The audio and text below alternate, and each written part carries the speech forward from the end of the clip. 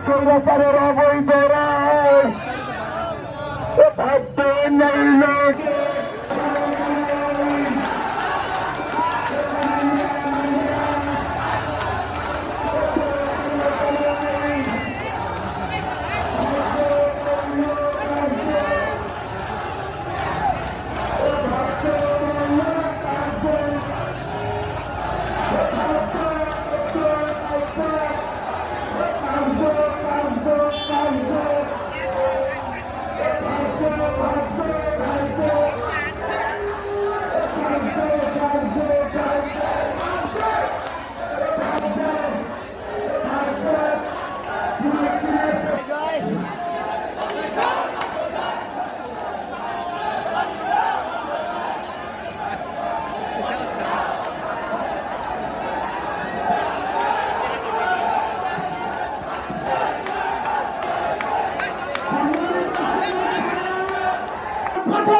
বিক্রি করার জন্য ষড়যন্ত্র করছে।